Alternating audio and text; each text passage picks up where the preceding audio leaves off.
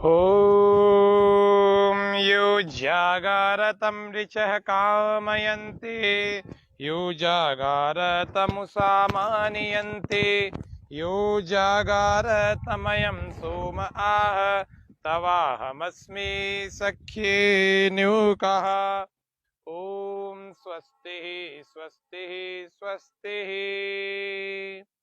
स्वामी news के सभी दर्शकों का हार्दिक स्वागत अभिनंदन करते हुए आज के इस योग के लाइव सत्र को मैं प्रारंभ कर रहा हूं।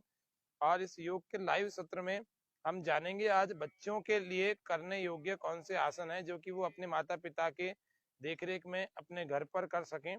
ऐसे कौन से योगासन हो सकते हैं जो 3 वर्ष के ऊपर के बच्चों को या 8 वर्ष के ऊपर 3 वर्ष के ऊपर के बच्चों को प्राणायाम और 8 वर्ष के बच्चों को उनके आयु के या 8 वर्ष से ऊपर की आयु के बच्चों को आसनों का अभ्यास कराना चाहिए जिससे कि उनकी हाइट अच्छी हो जाए, उनकी मेमोरी शार्प हो जाए और उसके अलावा उनका शरीर लचीला और मजबूत दोनों प्रकार से अच्छा हो जाए, लचीला भी हो जाए, फ्लेक्सिबल भी हो जाए और स्ट्रांग भी हो जाए।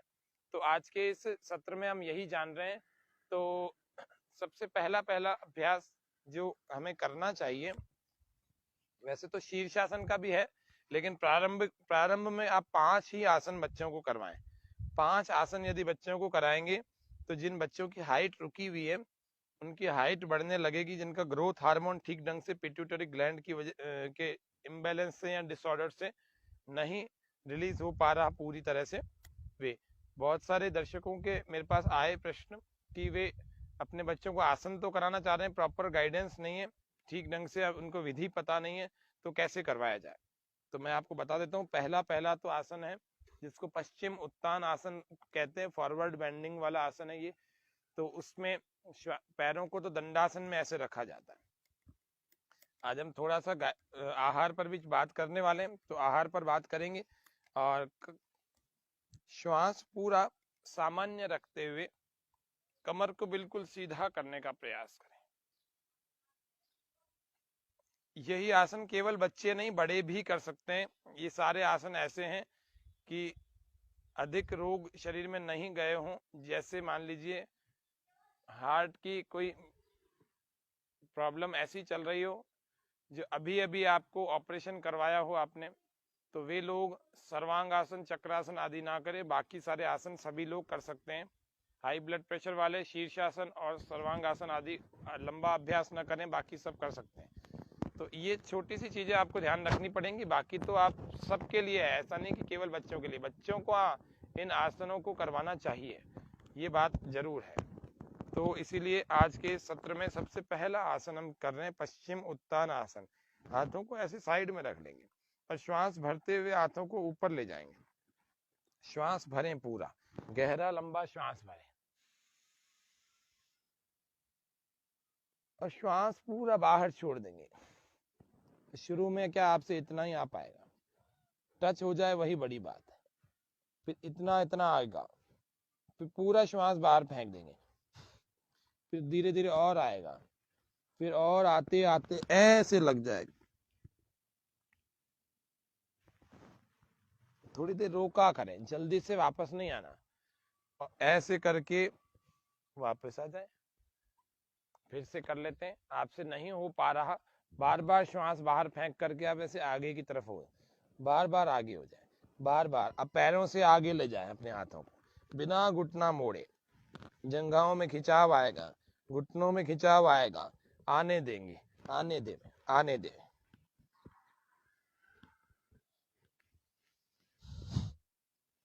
ऐसे अंगूठों को पकड़ लिया। श्वास इस स्थिति में पूरा बाहर होना चाहिए। पश्चिम उत्तान आसन यानी पश्चिम यानी पीछे, उत्तान यानी उठा के तान देना। उत और तान दो शब्द हैं, और आसन यानी पोजीशन।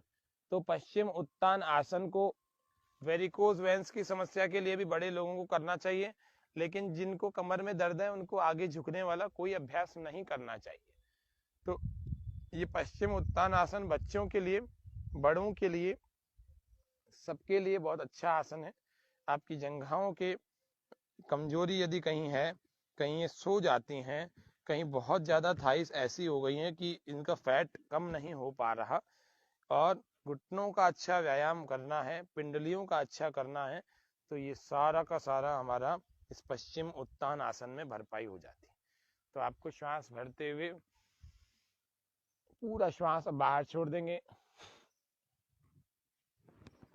श्वास पूरा बाहर छोड़ने के बाद धीरे धीरे कोहनियां भी ऐसे जमीन से लगा दी, घुटने ना मोड़े।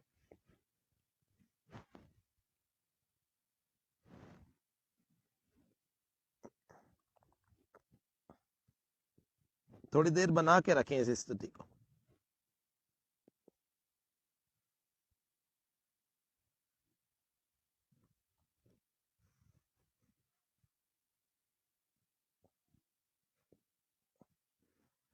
श्वास भरते हुए धीरे धीरे, अभी प्रारंभ में तो 10-15-20 सेकंड की लगेगी, 10 सेकंड भी लग जाए। श्वास छोड़ते हुए नीचे, शुरू में तो ऐसे 5 सेकंड भी आपका लग जाए ना, ये भी शुरुआत में तो आपके लिए उपलब्धि होगी।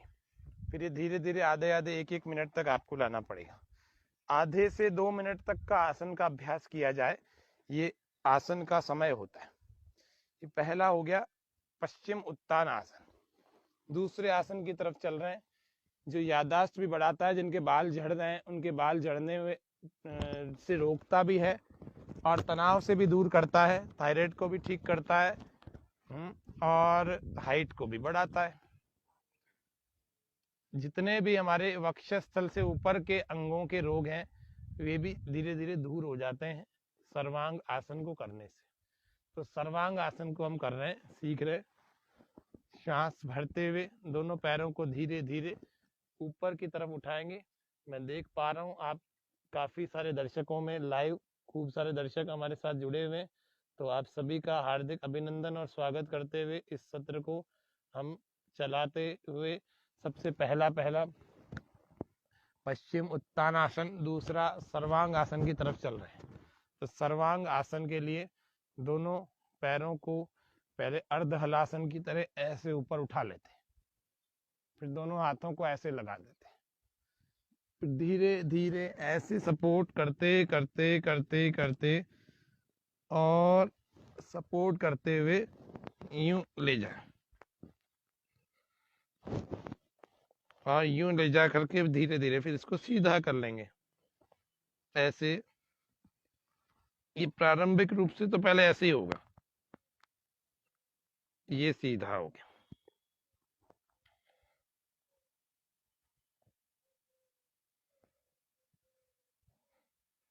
ये हो गया आपका सर्वांग आसन। सर्व अंग पुष्टि का साधन होता है सर्वांग आसन। ये विपरीत करणी मुद्रा, इसको कहते हैं विपरीत करणी। ये हर्निया को भी ठीक करने वाले आसन है, हर्निया में भी विशेष लाभकारी है। अब चलते हैं हलासन की तरफ। तो श्वास पूरा बाहर फेंक देंगे। अभी सर्वांग आसन में श्वास था सामान्य, इसमें वापस आते हैं तो कैसे आते हैं पहले देख लेते हैं। धीरे धीरे ऐसे, और थोड़ा नीचे, फिर और नीचे। इसमें कंधे और गर्दन को बिल्कुल हिलाया नहीं जाता, उठाया नहीं जाता, ये ध्यान रखना है आपको। इसको बिल्कुल नहीं उठाना, न कंधों को न गर्दन को। इस सर्वांग आसन को शोल्डर स्टैंड भी कहते हैं। मैं आपको अब हलासन का अभ्यास करके दिखा रहा हूं।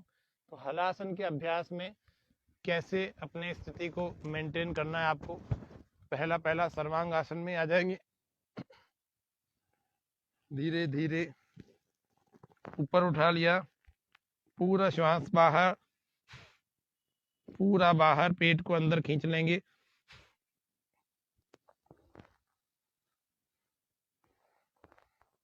हाथों को ऐसे खींच लेंगे, ये अंगूठों का लॉक लगा दिया।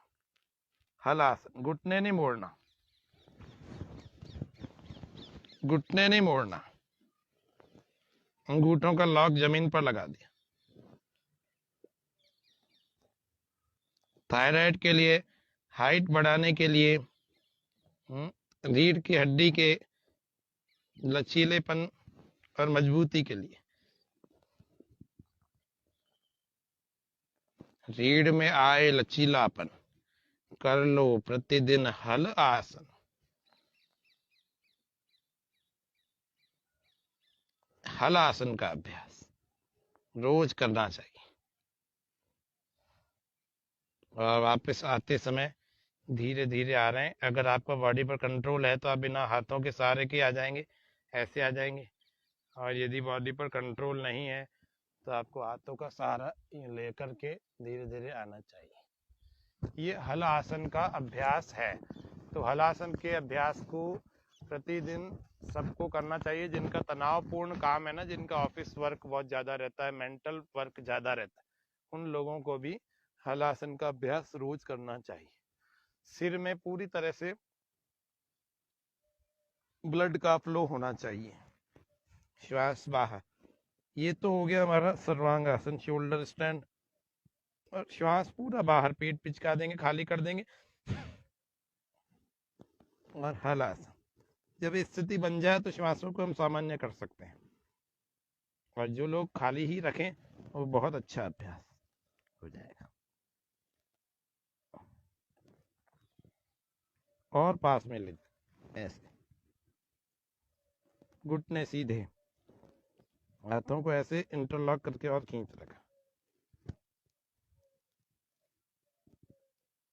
धीरे धीरे वापस आए तो ऐसे हाथों का सपोर्ट लेकर के भी आ सकते हैं। 5 आसन, 6 आसन वैसे बच्चों के लिए। ताड़ासन, पश्चिम उत्तान आसन, सर्वांगासन, हलासन, चक्रासन और शीर्षासन। आज हम इन 4 आसनों को तो जान ही लेते हैं। ताड़ासन को आज छोड़ देते हैं। रोज अपन ताड़ासन से शुरू करते ही हैं, तो आज ताड़ासन को क्या करते हैं, छोड़ देते हैं। आज हम अभ्यास ही 4 आसनों का कर रहे हैं। और थोड़ी देर, जितना भी देर आपने इस आसन को किया है ना, उतनी देर फिर आपको आराम करना चाहिए, या तो शवासन में या उतनी देर खड़े हो जाना चाहिए। अगला अभ्यास हम कर रहे हैं चक्रासन का। तो चक्रासन का अभ्यास करने के लिए आपको ऐसे पैर रखने है ना। ऐसे पैर रखेंगे तो धीरे धीरे आपकी एड़ियां अंदर की तरफ ऐसे लग जाएंगी। और दोनों हाथों को इस प्रकार से घुमाना है आपको, ऐसे कंधों के ठीक पास में रखना है। थोड़ा सा मैट पर ही करें तो ज़्यादा ठीक रहेगा।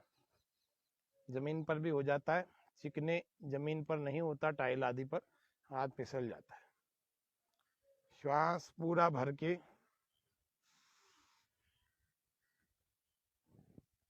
और पूरी तरह से ऐसे घुमा ले। चक्रासन।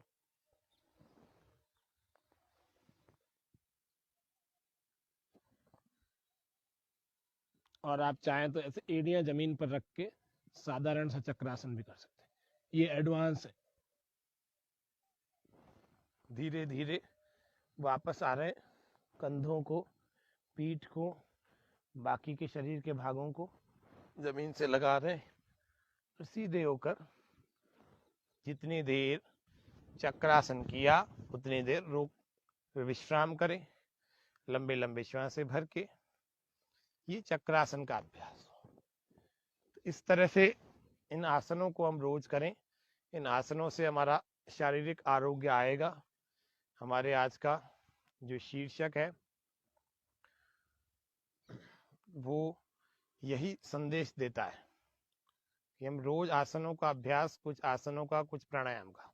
और इसमें रोचकता कुछ भी नहीं है।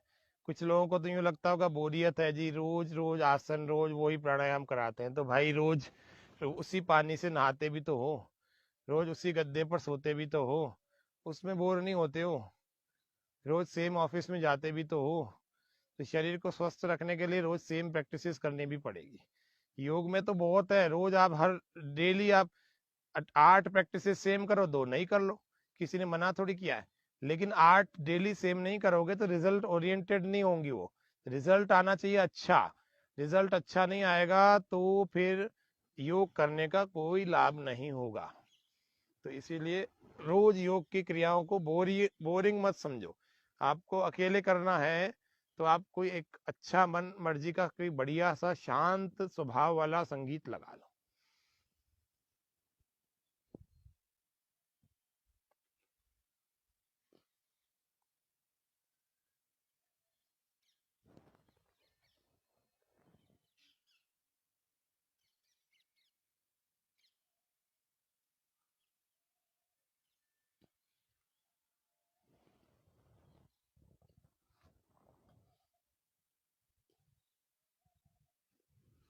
श्वास छोड़कर धीरे धीरे, इसमें गर्दन को ढीला छोड़ा जाता है। गर्दन आप कस के रखेंगे तो चक्रासन कभी ना हो सकेगा, तभी ये लटक पाएगी, तभी ये ठीक ढंग से बन पाएगी। फिर जितनी देर आपने आसन किया है उतनी देर आपको विश्राम करना है। तो हमने पश्चिम उत्तान आसन, सर्वांग आसन, हलासन और चक्रासन का आज ठीक ढंग से विधि पूर्वक आसनों का पोस्चर भी देख लिया। इसके लाभ क्या क्या होते हैं वो सारे मैंने बता दिए। स्पाइन हमारे पूरे शरीर का आधार होती है, हमें जवान और बूढ़ा दोनों प्रकार से रखती है। अगर स्पाइन अच्छी है तो जवान, स्पाइन खराब है तो बूढ़ा। मजबूत रखेगी यदि स्पाइन अच्छी मजबूत है तो आपको कस के रखेगी, आपकी एनर्जी को डिस्चार्ज नहीं होने देगी। लंबी लंबी श्वास भर के आसनों के बाद ऐसे शवासन में थोड़ी देर विश्राम करना चाहिए।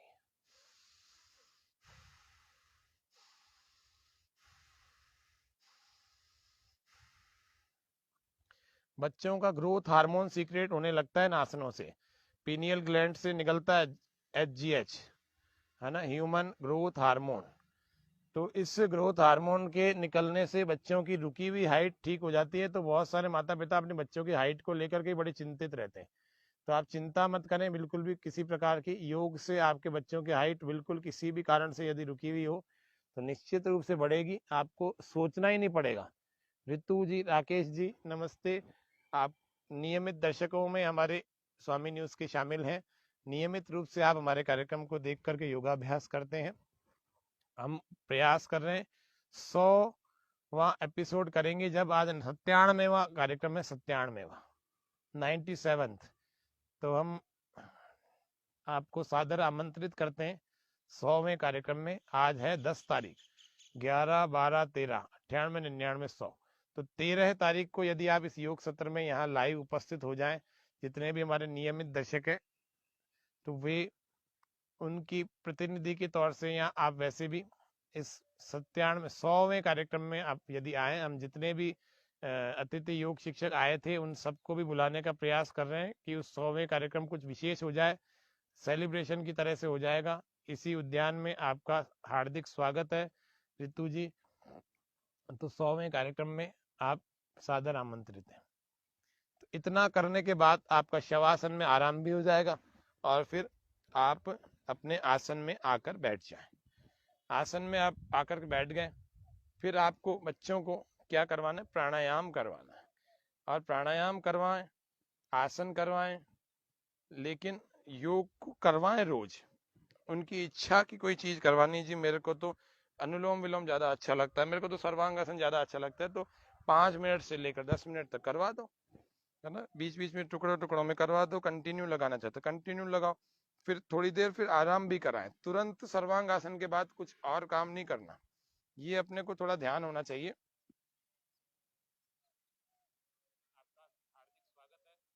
तो ये आज की कार्यक्रम में हमने जाना। अब रही डाइट की बात, तो डाइट की बात में मैं समझता हूँ वैद्य जी हमारे कल आएंगे, तो ये विषय वैद्य जी के लिए छोड़ देना चाहिए, क्योंकि है ना वो आयुर्वेद के विशेषज्ञ हैं। वो जितना अच्छे प्रकार से हम सबको गाइड कर सकते हैं, वो विस्तार से भी विषय को रख देंगे। मेरे पास तो आज समय भी सीमित है, तो विस्तार से तो नहीं रख पाएंगे, लेकिन ये है कि थोड़ा सा गाइडेंस इतना दे देते हैं कि वर्षा ऋतु में बाहर के खाने से एक तो परहेज करें, दूसरा जल से संबंधित इन्फेक्शन के बहुत सारे रोग हो जाते हैं।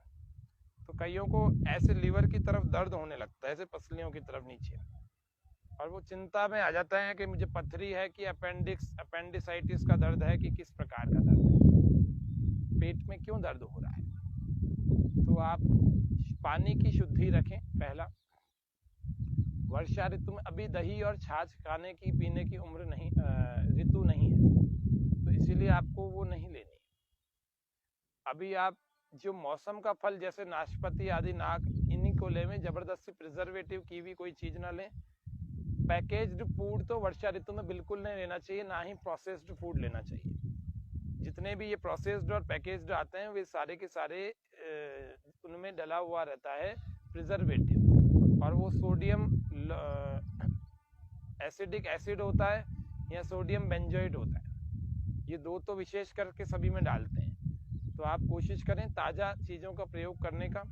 आहार विहार में विशेष कर तो इसी बात को ध्यान रखें, प्रोसेस्ड और पैकेज्ड फूड ना लेवें ताकि आपकी भूख खत्म नहीं हो। नहीं तो आपकी भूख अगर मर जाएगी ना, तो प्रोसेस्ड और पैकेज्ड फूड की वजह से आपका पाचन तंत्र बड़ा खराब हो जाए।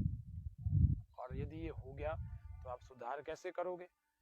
सुधार करने में ही आपके जीवन के इतने सारे महीने, इतने सारे साल चले गए अभी तक, फिर आगे और चले जाएंगे। क्या अपन इसीलिए है क्या कि बस रोज शरीर को बीमार से ठीक करते रहे, रोज ठीक करते रहे? इसीलिए थोड़ी बैठे अपन।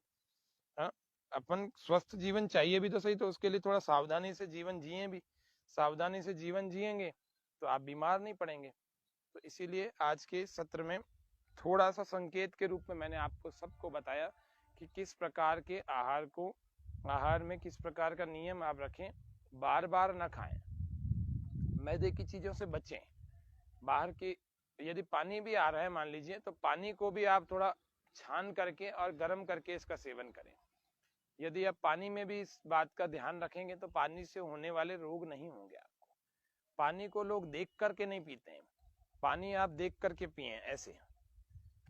तो पानी को देख करके ही पीना चाहिए। व्यक्ति जब भी पानी को देख कर नहीं पीता तो बहुत बार ऐसा होता है कि कुछ कीटाणु रोगाणु भीतर चले जाते हैं। जो दिख नहीं रहे उनकी तो बात नहीं कर रहा, जो दिखते हैं उनको भी कई बार पानी के साथ सहसा ही, अनायास ही वो व्यक्ति भीतर ले लेता है और वे अंदर जाकर के बहुत सारे उपद्रव मचाते हैं। और फिर उनका व्यक्ति, बहुत सारे लोगों को अभी भी समस्या है बारिश के मौसम में कि पेट फूल जाता है थोड़ा सा भोजन करने के बाद, बार बार टॉयलेट जाना पड़ता है थोड़ा सा भोजन करने के बाद ही। तो कोलाइटिस की प्रॉब्लम है भाई, उसके लिए आयुर्वेद के किसी अच्छे वैद्य को दिखाएं।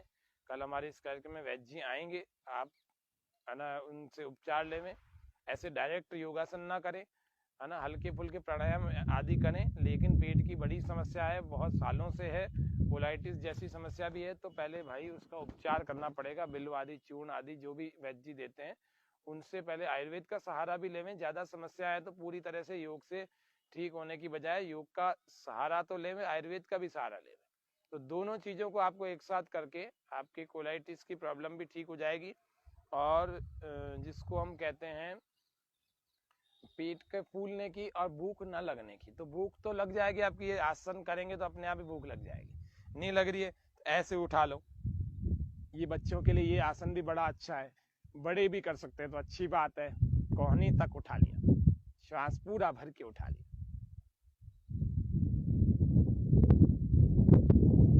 भूख लगना शुरू हो जाएगी, जोरदार कड़ाके की भूख लगे, श्वास पूरा भर के ऐसे उठा लिया।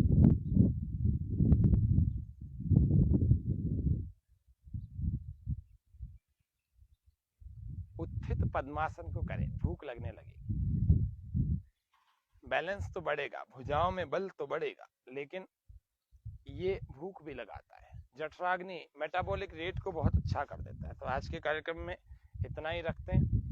आहार के बारे में विस्तार से आगे के कार्यक्रमों में चर्चा करेंगे। प्राकृतिक चिकित्सा भी हम बहुत जल्दी 2-4 दिनों में बताने वाले हैं, 100 कार्यक्रम पूरे हो जाएं उसके बाद। तो इस तरह से आज के इस कार्यक्रम को हमने सफलता से 97वें कार्यक्रम को संपन्न किया आप सबके सहयोग से। तो आप सभी दर्शकों का हार्दिक धन्यवाद, आभार व्यक्त करते हुए स्वामी न्यूज का भी मैं हार्दिक धन्यवाद, आभार व्यक्त करता हूं। और आज के कार्यक्रम को यहीं पर समापन कर रहे हैं। ओम शांति शांति शांति, सर्वेभ्यो नमः। तो आपको योग के इस कार्यक्रम की औरों को भी योग से जोड़ना है। अब आप इतना योग सीख गए हैं सारे ही लोग, तो आपको योग से और कई सारे लोगों को जोड़ना चाहिए। अगर आप योग करेंगे, कराएंगे, तो आप लोगों को स्वस्थ कर पाएंगे और उससे आपको पुण्य भी मिलेगा। आज के कार्यक्रम में इतना ही। ओम शम।